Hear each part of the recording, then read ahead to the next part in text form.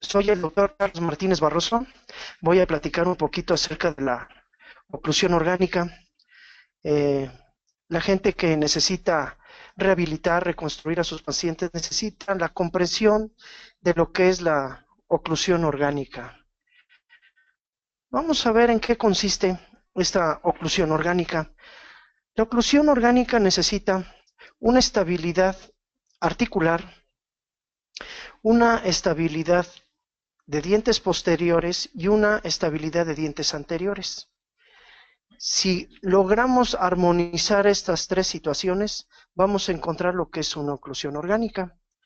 En esta oclusión orgánica le gusta manejar cargas en relación céntrica, que ahorita platicamos lo que es relación céntrica, y poca carga en la parte anterior. Y el disco va a estar, lo que es la articulación va a estar pasiva, tranquila, para que no haya ninguna afectación. La polémica de la relación céntrica. Hay muchas polémicas, muchas definiciones de lo que es una relación céntrica. Hay un sinfín de maneras de definirla, pero la relación céntrica es una postura sintomática bien centrada dentro de la articulación temporomandibular. No se encuentra con ninguna molestia, se siente bien. Hay definiciones que nos dicen que es cuando el conjunto cóndilo-disco se encuentra firmemente en contra de la pared distal de la eminencia articular. Hay otras que nos dicen que es cuando el cóndilo se encuentra en la parte más superior, media, dentro de la articulación, otras que es la parte más posterior, superior y media, pero en sí todas coinciden que están centradas dentro de la articulación. La oclusión orgánica lo que busca es que esta articulación se sienta tranquila, pasiva, no cargarla, que se sienta armónica. Si hablamos un poquito de armonizar, hay un término que es oclusión céntrica, en la cual es la máxima interdigitación entre los dientes superiores y los dientes inferiores. La máxima interdigitación es que haya un contacto en todos los dientes posteriores y estén armónicos, pero muchas veces no coincide esta oclusión céntrica con la relación céntrica. ¿Qué busca esta oclusión orgánica? Tratar de armonizar la oclusión céntrica con la relación céntrica. Si todos los pacientes pudiéramos hacer eso, lograríamos unos casos maravillosos y el paciente se sentiría bien.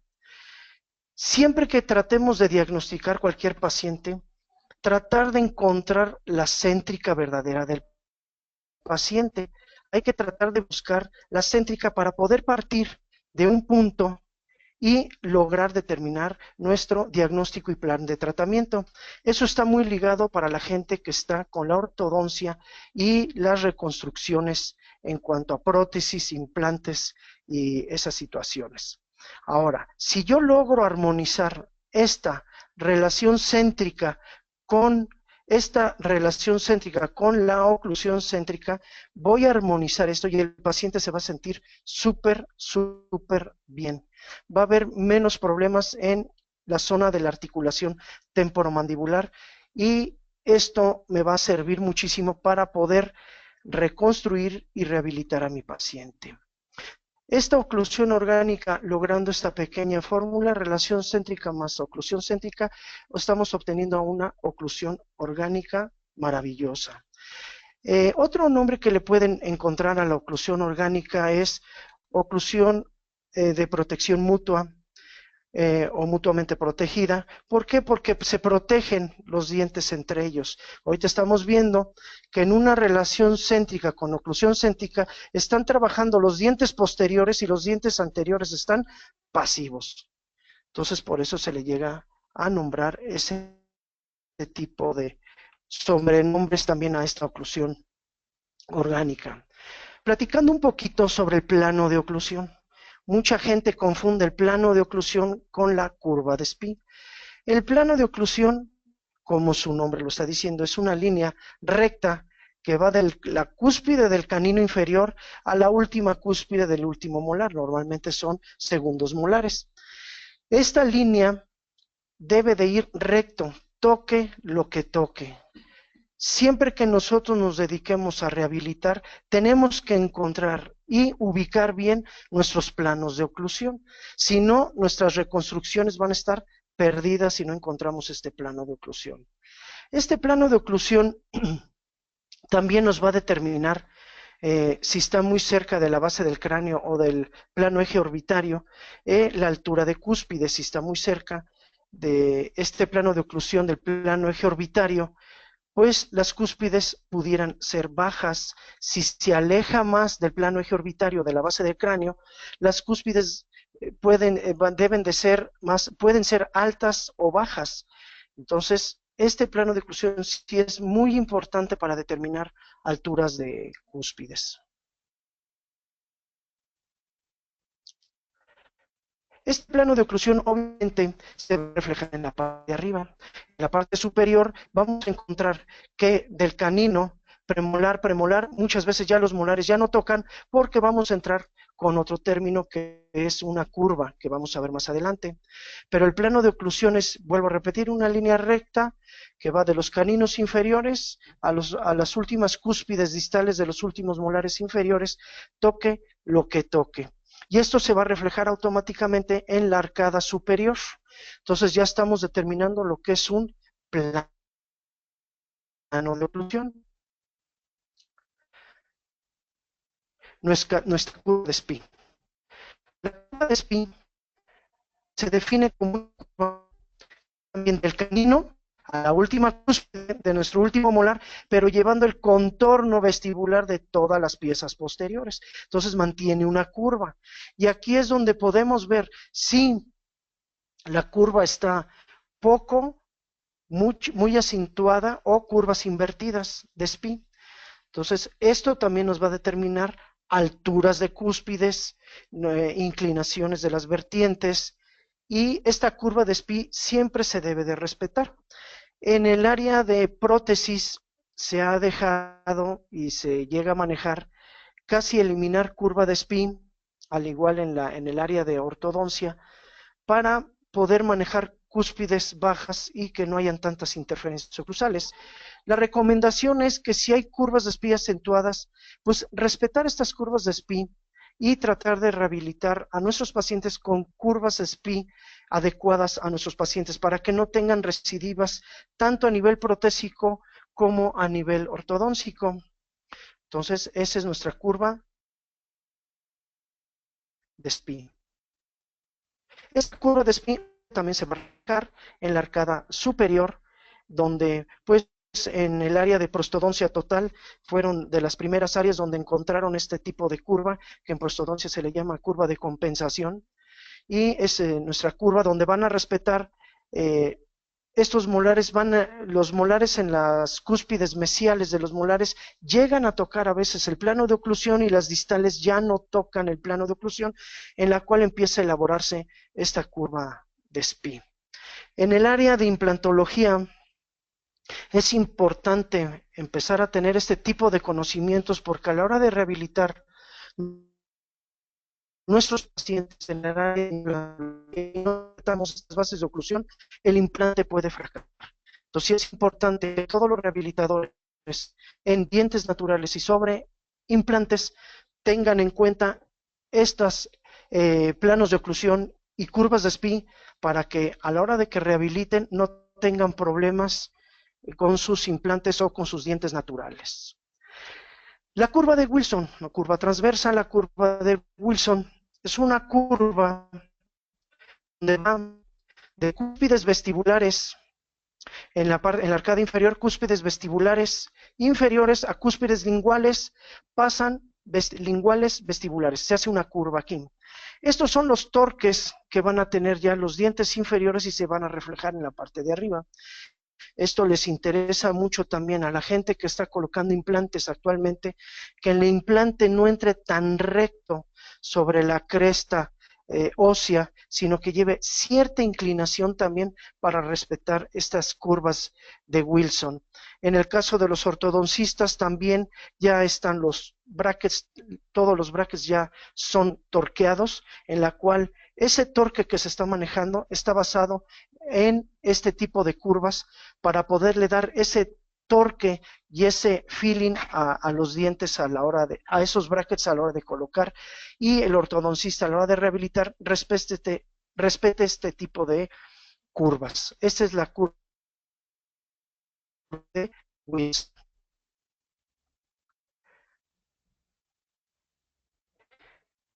Otra situación que tenemos es las dimensiones verticales. La dimensión vertical. La dimensión vertical, nos ponemos a pensar, bueno, ¿realmente un paciente desdentado tendrá dimensión vertical? ¿No tiene? ¿Qué es lo que pasa? Un paciente desdentado definitivamente sí tiene relación céntrica y en algún momento sí tiene su dimensión vertical, pero hay que ver qué dimensión vertical es lo que voy a tratar de conseguir con un paciente desdentado o un paciente dentado. La dimensión vertical es la distancia que hay entre maxilar y mandíbula. Distancia entre maxilar y mandíbula. Esa es una dimensión vertical. ¿Cuántas dimensiones verticales hay?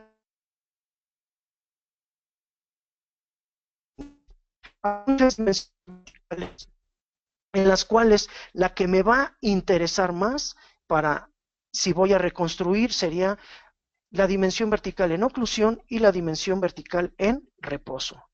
Si yo estoy bostezando es un tipo de dimensión vertical. Si estoy platicando como ahorita, hay diferentes dimensiones verticales porque hay diferentes alturas y distancias entre el maxilar y la mandíbula. Pero lo que me va a interesar más es la dimensión vertical en oclusión y la dimensión vertical en reposo. La dimensión vertical en oclusión es el contacto directo de todos los dientes, y la dimensión vertical en reposo es que hay una ligera separación entre los dientes superiores e inferiores con los labios cerrados. Normalmente es la posición que tenemos normalmente descansando todos nosotros. Ahorita que me están escuchando, se sienten, me ven con los labios ligeramente cerrados, pero las piezas separadas. Este pequeño espacio que estamos teniendo aquí se llama espacio libre interoclusal. Este espacio libre interoclusal, lo normal es de 2 a 4 milímetros. Yo como rehabilitador, pues, me interesa respetar este espacio libre interoclusal. Si no lo respeto, el paciente nunca va a descansar y voy a tener problemas en articulación temporomandibular. Entonces, lo importante es respetar este espacio libre interoclusal. Este espacio libre interoclusal es un poco variable, porque si mi paciente es mesofacial, pues el espacio libre interoclusal los puedo manejar de 2 a 4 milímetros. Si mi paciente es braquifacial, el espacio libre interoclusal puede ser menor, puede ser de casi 0, inclusive 1 milímetro a 2 milímetros, y si es dolicofacial puedo manejar distancias mayores de 4 milímetros, 4, 5, 6, 7 milímetros, porque es un paciente dolicofacial. En el caso del espacio libre interoclusal se ve muy frecuente en el área de prostodoncia total. Cuando nosotros ponemos los rodillos que no encontramos la dimensión vertical de nuestro paciente, usamos una técnica de fatiga muscular. Nosotros quitamos rodillos con sus placas bases a nuestros pacientes y le pedimos tenemos dos marcas, una marca la parte más prominente de la nariz y parte más prominente del mentón, donde vamos a medir y le vamos a pedir al paciente que abra varias veces, 10 veces, que trague saliva, se relaje y medimos. Esto lo vamos a repetir unas 5 veces y sacamos un promedio. Por ejemplo, si esa medición me da 50, voy a restarle el espacio libre interoclusal, que es de 2 a 4 milímetros. El promedio de prostodoncia estamos manejando menos 2 milímetros. 50 menos 2, 48. 48 es mi dimensión vertical en oclusión. Si meto los rodillos con mis placas bases y hago que ocluya a mi paciente, esos rodillos deben de andar sobre los 48 milímetros, que es mi en oclusión. Entonces, el espacio libre interoclusal es la diferencia que hay entre dimensión vertical en oclusión y la dimensión vertical en reposo. Y vuelvo a insistir, el promedio es de 2 a 4 milímetros. Esta dimensión vertical, cuando llega a verse muy disminuida, se ven caras cóncavas, se llegan a ver caras cóncavas. Esto, si yo voy a rehabilitar, ya sea con prostodoncia total o con implantes, pues sí hay que hacer énfasis de darle mucho soporte labial a mi paciente y obtener su dimensión vertical en trabajo y en reposo para que este paciente se vea con buenos perfiles y se sienta bien este paciente. Tenemos perfiles de forma donde se ven totalmente cóncavos, donde la dimensión vertical está totalmente perdida, inclusive por eso la gente totalmente desdentada tiene una tendencia a clase 3 o se ven totalmente cóncavos como lo estamos viendo aquí.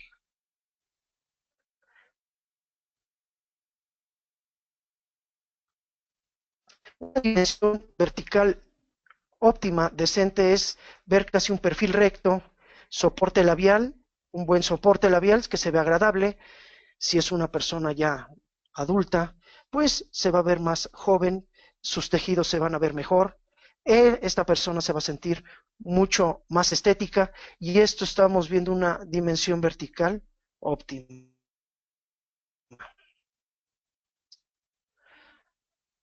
La transtrucción o movimiento de lateralidad. Aquí nos complicamos un poco la existencia.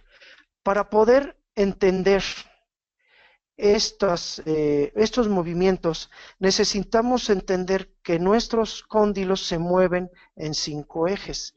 ¿Cuáles son los ejes? El primer eje sería el eje intercondilar. Es nuestro eje, el principal eje, es el que obtenemos con nuestros arcos faciales. El eje intercondilar o eje de bisagra. Este eje corre de cóndilo a cóndilo, pasa casi por los centros de los cóndilos y hace que la mandíbula se mueva de arriba hacia abajo. Es el eje principal que tenemos nosotros, seguido por los ejes verticales derecho e izquierdo, que pasa supero inferior de los cóndilos, supero inferior del cóndilo. Tenemos uno izquierdo, uno derecho, y por último tenemos los ejes sagitales, el eje sagital derecho y el eje sagital izquierdo. Gracias a esto, esta articulación temporomandibular, que es una articulación gínglimo-artrodial, nos permite que nuestro cóndilo rote y se traslade, y se va a rotar y trasladar gracias a estos ejes. Si no hubieran este tipo de ejes y la forma anatómica de nuestra articulación, pues definitivamente no podríamos hacer movimientos de lateroprotusivos y otro tipo de movimientos que nos da la articulación temporomandibular. Esta transición, como comentaba, gracias a los ejes van a poder rotar y trasladarse sobre estos ejes. Van a poder rotar, moverse y la articulación, el cóndilo va a poder rotar y trasladarse dentro de estos ejes. Gracias a esto se da el fenómeno de la transtrucción.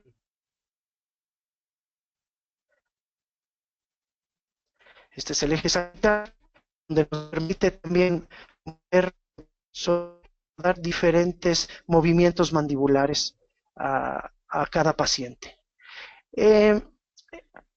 la distancia intercondilar que nos está dando de cóndilo a cóndilo izquierdo y derecho, también va a determinar alturas de cúspides.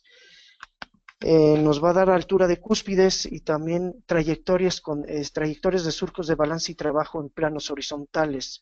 Entonces es importante comprender estos ejes en la cual se están moviendo en nuestra articulación temporomandibular. La transtrucción la tenemos que dividir en dos partes. Si yo hago un movimiento derecho, como es el ejemplo que les estoy trayendo, un cóndilo va a trabajar, que es laterotrusión, y un cóndilo va a balancear, mediotrusión. Este cóndilo, sus movimientos más comunes es hacia afuera, hacia arriba, y hacia afuera y hacia abajo. ¿Por qué? Porque lo estoy viendo en un plano frontal. Laterotrusión, este cóndilo de trabajo va a tener 9 posibles movimientos, dependiendo de la morfología de la cavidad glenoidea. Mientras que mediotrusión, que es el lado contrario del movimiento que estoy haciendo, va a tener un movimiento inmediato y uno progresivo. El inmediato es hacia adentro y el progresivo siempre será hacia adelante, abajo y adentro, hacia en medio de la articulación. Esta mediotrusión pues es la que está definiendo realmente el movimiento. En los articuladores, la parte de las cajas glenoideas, en lo que nosotros decimos el ángulo de Bennett, estamos ajustando esta parte de aquí, que es la mediotrusión. En los articuladores es lo que se está ajustando. El ángulo de Bennett se ve en movimiento de lateralidad del lado de mediotrusión, pero en un plano horizontal. Ahorita lo estamos viendo en un plano frontal. Insistiendo, la mediotrusión vamos a tener un progresivo y uno inmediato. Y mientras acá vamos a tener 9 posibles movimientos que nos pueda dar la transtrusión. Siempre vamos a tener una lateralidad derecha y una lateralidad izquierda. Si yo hago movimiento izquierdo, ahora este cóndilo va a trabajar o es laterotrusivo y el otro va, mal dicho, balanceado, mucha gente lo maneja como balance, pues lado de no trabajo y de mediotrusión. Sería ahora aquí.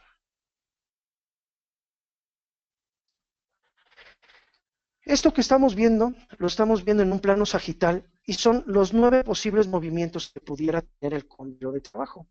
Se puede ir movimiento de trabajo, se puede ir hacia afuera y hacia arriba, hacia afuera, hacia atrás, hacia afuera, hacia abajo, hacia afuera y hacia la parte de adelante, esta laterotrusión. Y también podemos tener las combinaciones. Puedo ponerlo hacia afuera, arriba y atrás, hacia afuera, atrás y abajo, que sería esta, hacia afuera, abajo y adelante, y hacia afuera, adelante y arriba. Si yo antepongo la palabra laterotrusión, puedo poner esto y decir laterosurtrusión. Estoy marcando que mi cóndilo se está yendo hacia afuera y hacia arriba. Lateroretrusivo va a ser hacia afuera y atrás. Lateroredetrusión hacia afuera y abajo. Lateroprotrusión hacia abajo, hacia adelante. Entonces, y estas son sus combinaciones. La primera que van a ver aquí es hacia afuera, que aquí no lo estamos viendo. Por lo tanto, sería una más las que tengo aquí, 9 posibles movimientos que tiene el laterotrusivo, el lado de trabajo.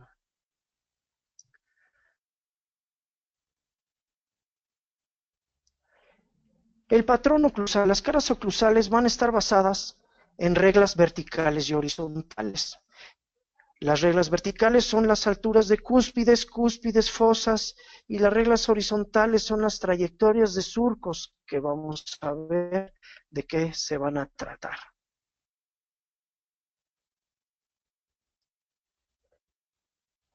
Las cúspides las vamos a dividir, cúspides que trabajan y que no trabajan, las cúspides estampadoras que trabajan y las cortadoras que no trabajan. Las cúspides que son heroínas son las estampadoras. Las cúspides van a tener en oclusión orgánica cierto, se intenta lograr un tripodismo. Esto lo estamos viendo en un plano frontal, donde vamos a encontrar tres golpes, tres topes, donde vamos a encontrar una estabilidad oclusal óptima con estos tres puntos, en la cual la cúspide va a entrar en la fosa. Todo el mundo cree que la cúspide entra a la fosa y que la va a ocupar por completo. No. Siempre van a tener puntos en la cual la cúspide puede desalojarse con facilidad de ahí y que no tengamos interferencias oclusales. Entonces, por eso la oclusión orgánica busca tripodismo. Este tripodismo lo vamos a ver en plano frontal y en plano horizontal. Las cúspides que van a trabajar o estampadoras en superior. Las cúspides en superior son todas las palatinas. Todas las cúspides palatinas van a ser las cúspides que van a trabajar. Esto para mí es muy importante y para todos ustedes es importante porque si eres un rehabilitador bucal y más si lo estás haciendo sobre implantes, esto es de vital importancia para la carga del implante. Si eres ortodoncista, al igual, cuando termines tus casos, vas a intentar dejar que estas cúspides estén cargando sobre las fuerzas de sus antagonistas. Entonces tenemos aquí, eliminando terceros molares, tenemos 1, 2, 3, 4, 5, 6 cúspides estampadoras, una hemiarcada, y del otro lado exactamente igual, palatina, palatina, palatina, palatina, palatina, palatina. Aquí son dos, ¿por qué? Porque el primer molar y el segundo molar tienen dos cúspides palatinas. Entonces, en total, cúspides de 2, 4, 12 cúspides de trabajo en superior. Aquí las ubicaciones y colocaciones de los implantes debe de ser lo más centrado posible para la fuerza de distribución de carga sobre el implante sea el óptimo.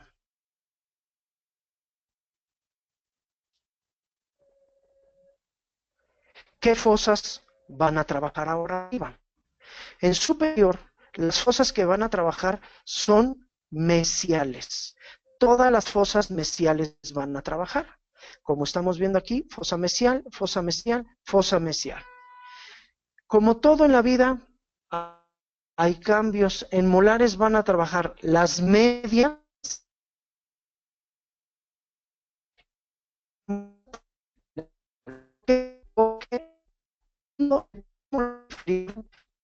cúspides vestibulares, y vamos a ver que las cúspides vestibulares del inferior son las que trabajan. Entonces son las tres cúspides que van a entrar en estas tres fosas, y el segundo molar inferior normalmente manejan dos cúspides, por lo tanto tengo mis dos fosas ocupadas aquí. Si aplico mi regla, me van a decir mesiales ocupadas y medias en molares, y la única que va a estar ocupada en el primer molar es la distal. Es válido buscar crestas marginales. Si yo tengo mi contacto aquí en mi fosa mesial, es válido encontrar en mi cresta marginal mesial y la cresta distal de este canino. Entonces aquí puedo lograr un contacto y es válido. Otro contacto aquí es válido. En caso de molares, puedo encontrar aquí mi otro contacto que es entre crestas marginales. Totalmente válido, y en oclusión orgánica también lo podemos utilizar. Entonces no tenemos problemas, que todo mundo dice, ay, es que es la oclusión de tipo odonto. Pues sí, estamos buscando también crestas marginales. Lo óptimo es buscar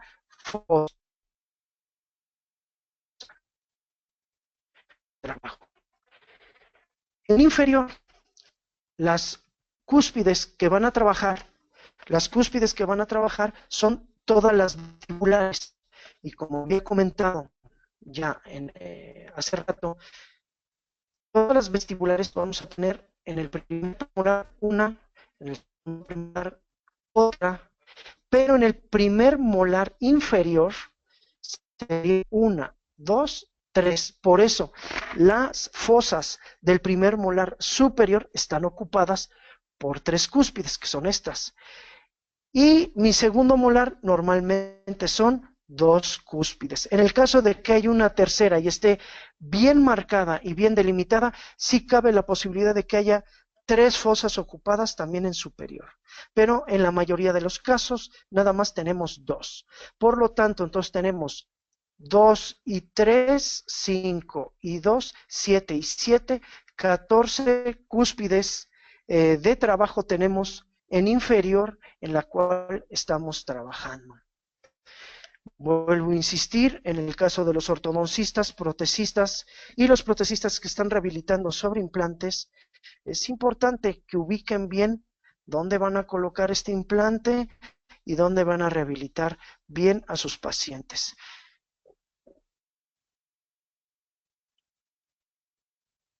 Tenemos las fosas inferiores. Si en superior fue hacia mesial, en inferior va a ser hacia distal. Todas las fosas distales están ocupadas y en el caso de molar, todas las fosas medias van a estar ocupadas. Entonces vamos a ver, tenemos fosa distal ocupada, fosa distal ocupada, fosa media, fosa distal, fosa media, fosa distal. Aquí va a ocluir la fosa palatina de mi primer premolar, fosa palatina de mi segundo premolar, fosa cúspide mesiopalatina de mi primer molar y la cúspide distopalatina de mi primer molar superior. Aquí ocluyen las cúspides de los dientes superiores. Y estas cúspides van a entrar en las fosas de los superiores. Y así se logra la clase 1 de nuestros pacientes.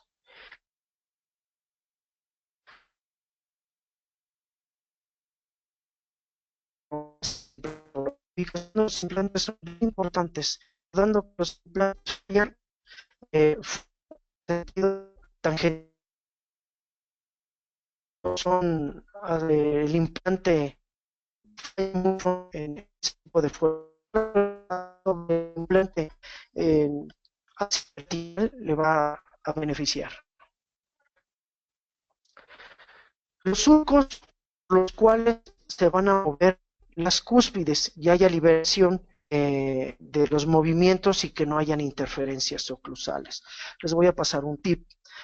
Todos los surcos de trabajo son transversos. Ahorita vamos a ver por dónde.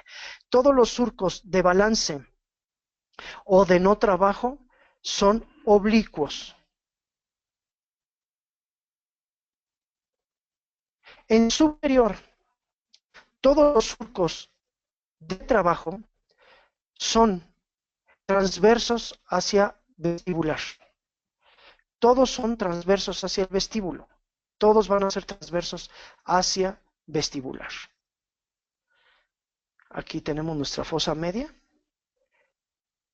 Entra la trayectoria y este es mi surco de trabajo.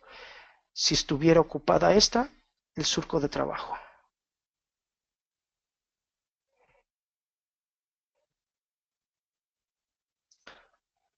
El surco de balance, o no trabajo, sería oblicuo, ya habíamos quedado. Va a ser oblicuo siempre mesio-palatino.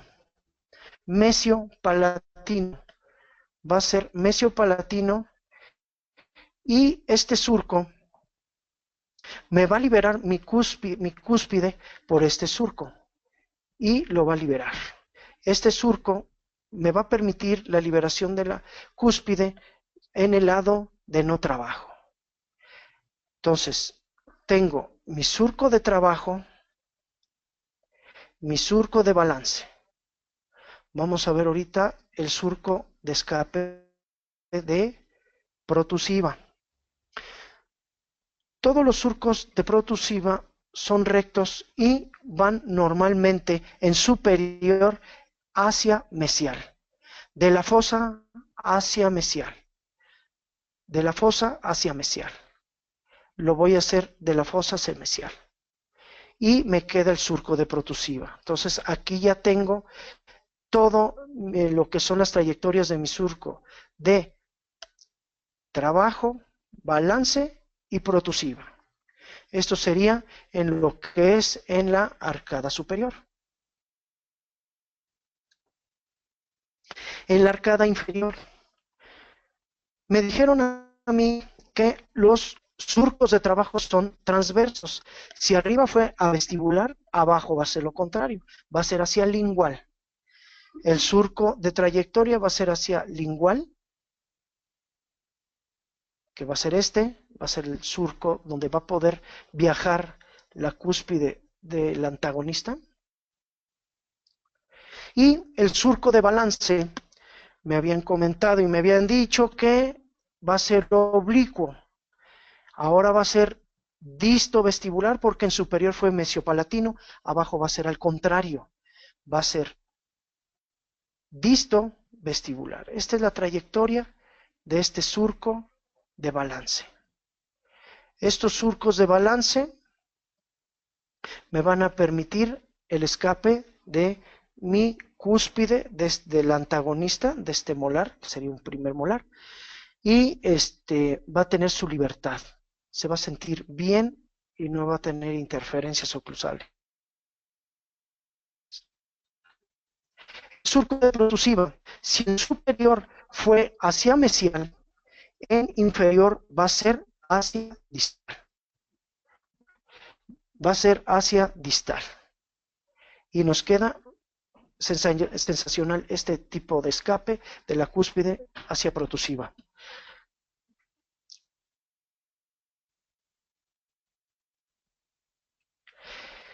La espiral dinámica o torque progresivo es la unión y la fusión de las curvas de Spee, plano de oclusión, curva de Wilson, la morfología oclusal, cómo se van a liberar nuestros surcos de balance y trabajo. Todo esto me va a dar una espiral dinámica en la cual en conjunto se va a reflejar en la tabla oclusal de mi diente que esté a tratar.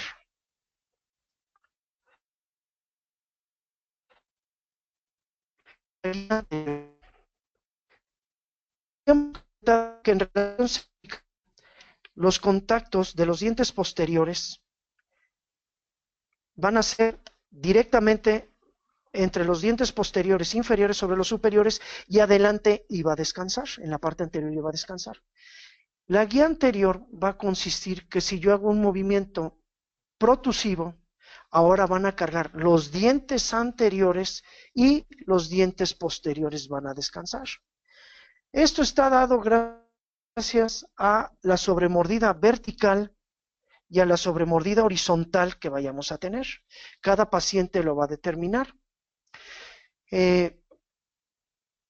Obviamente, si mi paciente va a tener cúspides muy altas en la parte posterior, voy a necesitar una sobremordida vertical más alta. El viaje más borde y dos atrás. El interior es muy importante porque son las desoclusiones hacia proximal y hacia lateralidad, donde va a haber protecciones también en lateralidad, donde, vuelvo a insistir, la sobremordida horizontal y vertical está presente para que se den estas desoclusiones. Esto también me va a determinar la altura de cúspides en inferior, si van a ser altas o deben de ser bajas, dependiendo de esta sobremordida.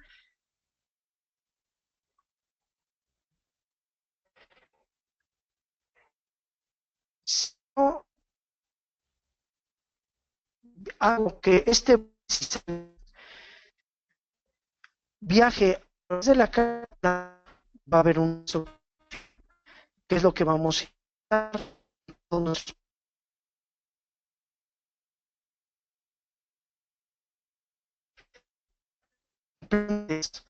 Los dientes anteriores tengo que hacer muchísima en esta ubicación del guía anterior para que los implantes no se sobrecarguen. Eso es importantísimo para darle estabilidad a mi paciente. Si estoy rehabilitando y reconstruyendo en naturales, para que la y no tenga problemas en la articulación temporomandibular. Aquí se está viendo un borde a borde. Vuelvo a insistir, si el viaje es muy largo, en posterior de altas, yo noto que mi paciente de diagnóstico que son altas, tengo que darle más sobre la sobremordida vertical. Si yo noto que las cúspides son bajas, la sobremordida vertical puede ser menor. Entonces, como son cúspides bajas, la sobremordida vertical puede ser menor y la desoclusión sería más rápida. Esto, en el área de implantología, que es lo que está muy de moda, se topan mucho los reconstructores y rehabilitadores bucales, porque a la hora de colocar sus implantes ahí, se topan con un sinfín de problemas que se les aflojan tornillos de fijación de los abutments sobre los implantes y empiezan a tener problemas de interferencias oclusales en la parte anterior, empiezan a tener puntos no deseados porque no obtuvieron bien su guía anterior. En el caso de ortodoncia, si no obtienes bien tu guía anterior, puedes tener recidivas a la hora de que va a pasar.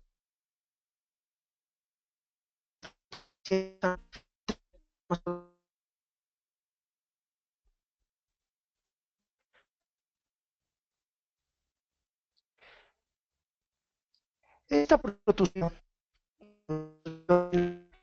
estamos viendo que están cargando los dientes anteriores y los dientes posteriores están en desoclusión.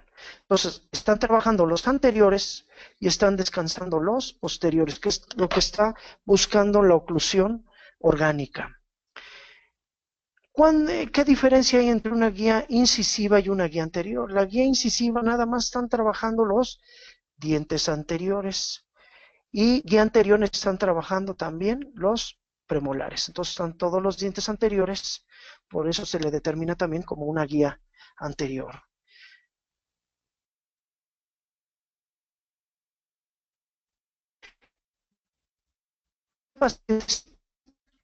Muchos trabajando nada más con los incisivos, súper rápido, sí se podemos trabajar nada más con los puros incisivos y sería una guía incisiva. Están trabajando los dientes incisivos nada más.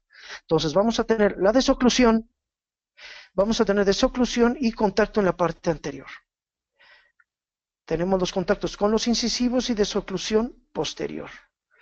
Aquí, ¿para qué me sirve la guía incisiva también?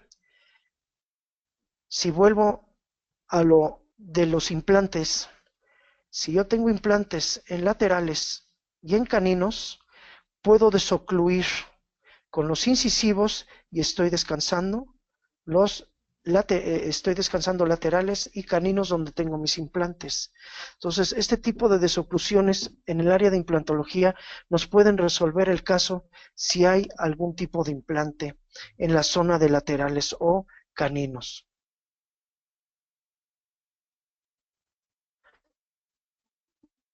Esta guía anterior o desoclusiones está ligada totalmente con las inclinaciones de las eminencias articulares, está totalmente ligado. Esto lo podemos determinar ya con nuestros pacientes, pero está ligado esta inclinación con esta inclinación.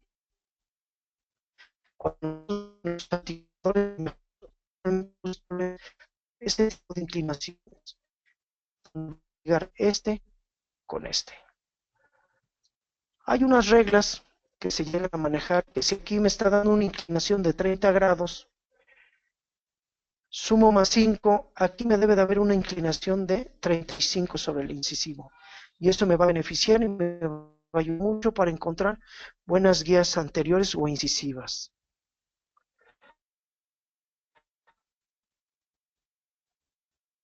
La desoclusión canina. Esto está también dentro de las guías anteriores. Esta desoclusión canina entran en acción ahora los caninos. Si yo hago un movimiento de lateralidad derecho, los caninos derechos deben de contactar. Si yo hago una lateralidad izquierda, ahora los caninos izquierdos son los que deben de contactar. Si yo hago la lateralidad derecha, pegan caninos derechos y hay una desoclusión total en todo lo demás de los dientes. Nada más hay un contacto en los caninos, absoluto. Y del lado, este es del lado de trabajo, del lado de no trabajo, hay una desoclusión total. Aquí nos enfrentamos también, ahorita en la actualidad, insisto, con lo de los implantes. Si hay implantes en zona de caninos, se nos complica la situación, porque si yo tengo un implante en esta zona, ¿cómo voy a desocluir? Pues lo que debemos hacer es apoyarnos en nuestro lateral o en nuestros premolares para evitar la carga de esta sección. Es válido también que tengamos una desoclusión mediante premolares y que haya una desoclusión total en el caso de implantología. Eso nos pudiera ayudar mucho. Esto lo podemos lograr también en el área de ortodoncia, y lo que es el área de reconstrucción y rehabilitación sobre dientes naturales. Esto lo hacemos y lo buscamos en nuestros articuladores semiajustables y logramos estas desoclusiones.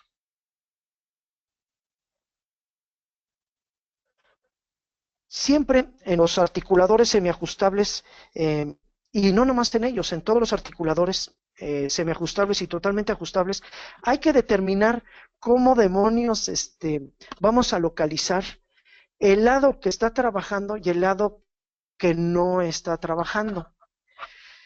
¿Cómo lo hacemos? En los articuladores, la mayoría de los articuladores están trabajando al revés.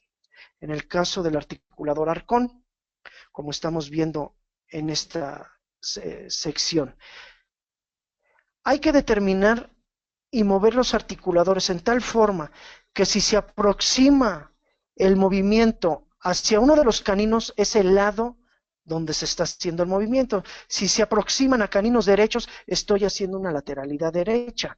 Si se aproximan a caninos izquierdos, se está haciendo lateralidad izquierda.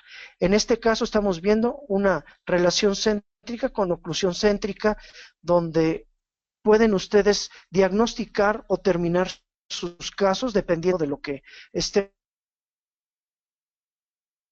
realizando. En la lateralidad derecha, como les comentaba, se aproximan los caninos derechos y desocluye totalmente las demás piezas dentales. Los dientes automáticamente están en desoclusión total. Aquí lo estamos viendo en un plano frontal, donde se aproximan derechos, desocluye todo, se aproxima derecho en un plano sagital y desocluye todo lo demás.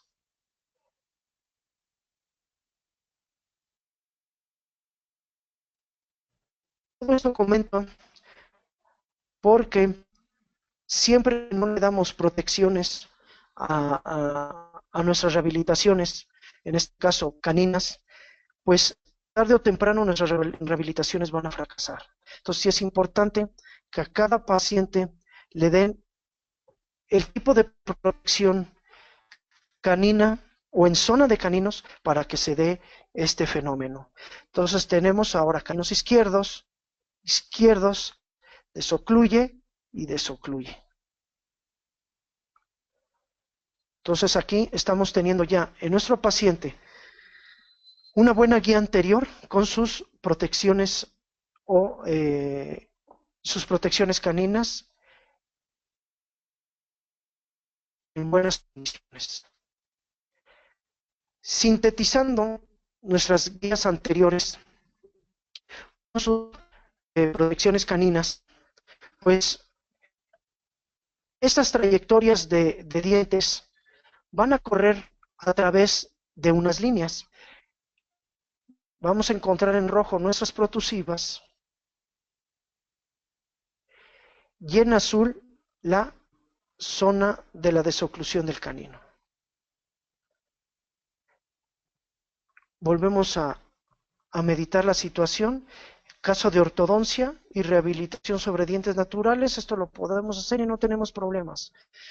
Caso de implantología, nos metemos en serios problemas si los implantes están en estas zonas. Entonces hay que tener mucha precaución en dónde van a estar nuestros implantes para poder rehabilitarlo y tratar de devolver estas líneas.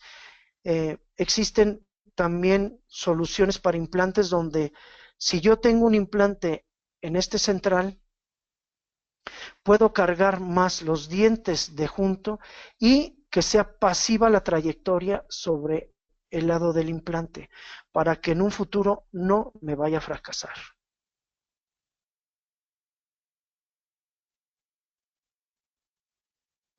Las relaciones dentolabiales.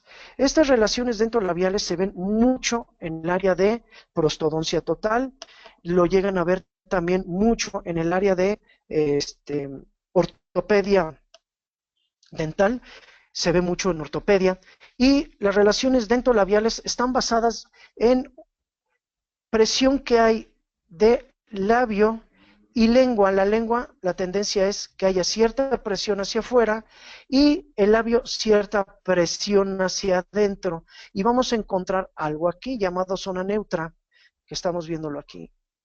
Ahorita lo voy a representar con una modelina, un rodillo de modelina en verde.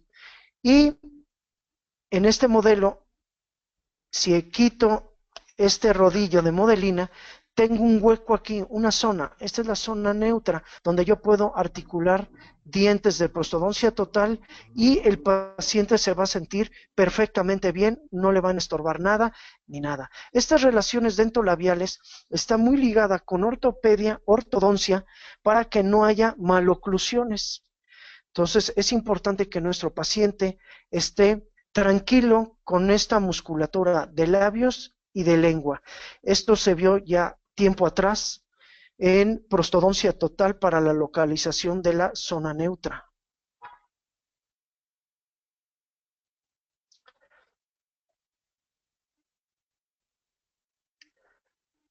La zona neutra está ligada con la lesión de dientes y esto lo ve mucho el ortodoncista, el ortopedista, donde estos dientes van a estar alineados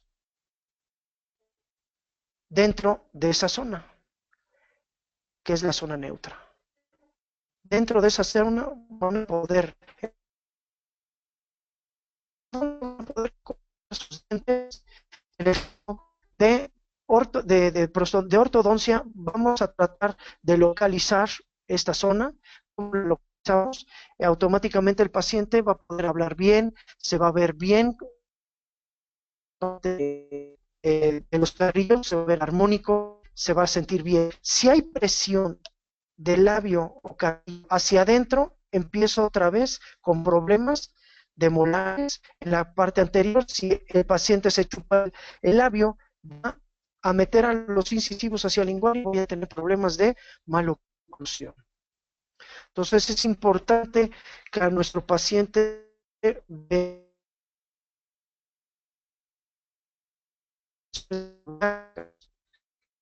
dentro de las variaciones de estrías, tenemos uno en la parte anterior, ya había hablado, que debe cierta sobremordida vertical y horizontal. Un promedio normal es de 1 milímetro, milímetro y medio, sobre vertical y sobre horizontal. Esta es una clase 1 en su parte anterior. La clase 1, esta relación, el diente superior, el incisivo superior se va muy hacia vestibular, el inferior muy hacia lingual. O sea, tenemos una sobremordida tanto vertical como horizontal amplias. Y la peor de los dos es profunda. Entonces, este tipo de casos son pacientes braquifaciales, donde para poderlo rehabilitar en todas las áreas de odontología es muy difícil, tanto ortodónticamente, protésicamente, al igual la colocación de implantes es difícil por la situación esquelética que se enfrenta el paciente.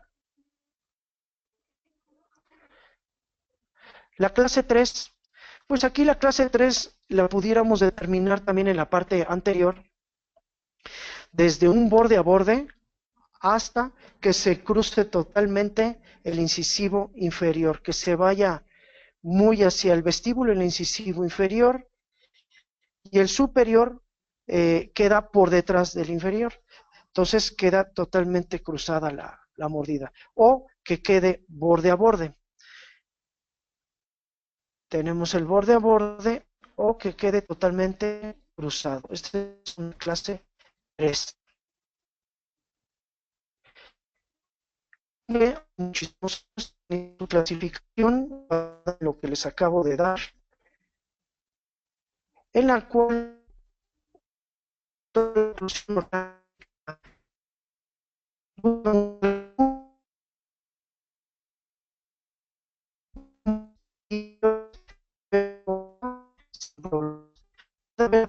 si lo que ustedes gusten, están en una clase 1. Entonces, desde aquí partimos y diagnosticamos la relación céntrica, nuestra clase 1 de Engel, para poder diagnosticar a nuestro paciente y ubicar ya sea prótesis o prótesis o implantes. La clase 2, división 1, ya habíamos visto el retrógnata, el primer molar inferior va distal superior, hay sobremordida vertical y más horizontal, paciente su tendencia facial, pero sí nuestra relación molar se va más hacia distal. Habíamos comentado todas las dos llegan a ver laterales hacia el hilo, inclusive caninos o los dientes anteriores que llegan a ir hacia el vestíbulo. Estos casos son de los más difíciles. Molares están hacia distales, molares inferiores, retrógnata. Casos severamente bien. Por último, tenemos clases que tenemos el primer molar inferior especializado. El paciente es prógnata, está desde un borde a borde o definitivamente cruzada en la parte anterior. Si el cruce es severo en la parte anterior y lo vamos a reconstruir o a rehabilitar, se debe de respetar la mordida cruzada, tratar de no compensarlo. Si es incipiente, como lo estamos viendo aquí, de borde a borde, sí, protésicamente o ortodóncicamente, sí lo podemos compensar.